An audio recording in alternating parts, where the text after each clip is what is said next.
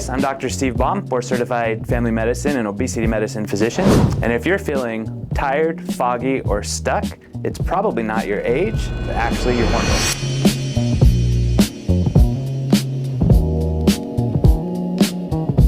Welcome back to my channel. Today we're going to be talking about common hormone imbalances in men. And so starting at age 30, testosterone production actually starts to decline by 1 to 2% each year. Decline can be exacerbated by one of the most common diseases in America today, which is obesity. Obesity is the single leading risk factor for low testosterone in males. And the reason this is because fat cells contain an enzyme called aromatase. And aromatase takes testosterone and converts it into estrogen.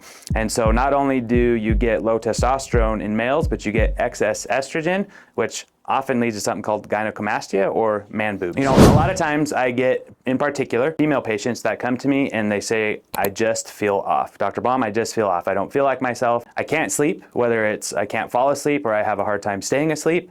I'm irritable, I'm moody, I don't have any libido, and I just don't feel good. A lot of times, if we're not thinking about what the possible causes could be, women are often misdiagnosed with things like depression or just generalized anxiety disorder and given, you know, an antidepressant, anti-anxiety pill, when really the problem is hormones and the root cause is the hormones which need to be addressed. Perimenopause, menopause, it's estimated that 2 billion women will spend a third of their life in perimenopause and menopause. So that's a lot of women and that's a lot of life. People really need to try to understand what perimenopause and menopause is so that, you know, we can help you through that transition, address those hormone imbalances that occur. So as an actual physician, medical doctor, MD, trained at The Ohio State University, I want to start breaking down a lot of the myths and misinformation that are out there about hormones, hormone imbalances, and the symptoms associated with those things. If you're feeling any of these ways, please click that link below for your free initial consultation. We can discuss what your symptoms are, check your labs, we'll talk about what you're experiencing, we'll go over questionnaires that are scientifically validated to support what your symptoms are actually suggesting,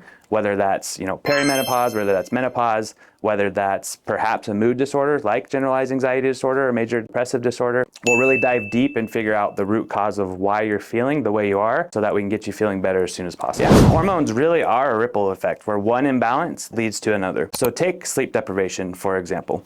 Sleep deprivation leads to decreased hormone production because hormone production starts in the brain, and a sleep-deprived brain doesn't function the way that it should. When you get sleep deprivation, you get less hormone production in the brain, leads to less hormone production in the actual organs where they're supposed to be produced. So in men, that's the testicles. In women, that's the ovaries.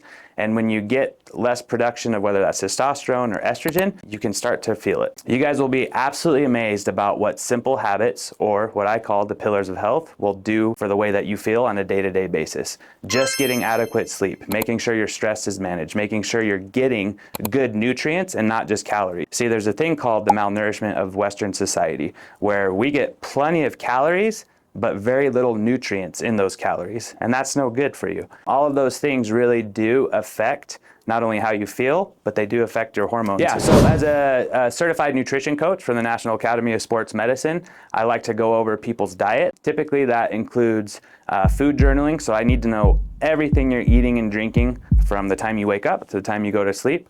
We'll take a look at what you're getting, what you're not getting, and we just make small adjustments, you know, step by step to help you get the nutrition your body actually needs to feel and function the way that it's supposed to function. And then once we've addressed kind of those lifestyle pillars or the root causes of a lot of people's health issues, we bring in medical intervention, whether that's testosterone replacement therapy, hormone replacement therapy, which includes testosterone, but for females in particular, includes bioidentical hormones like estrogen and progesterone, possibly thyroid hormone if your thyroid hormones are off. By integrating lab testing and your lifestyle, we're able to personalize and make your plan an individual plan. So you can stop waking up feeling like crap, feeling not like yourself, get you back to the best version of yourself or the best version that you want to become. Yeah, longevity isn't about adding years to your life, but it's about adding quality years to your life. So when we talk about anti-aging medicine, right, we're not talking about some secret elixir or fountain of youth drink that's going to make you live longer. We're talking about feeling amazing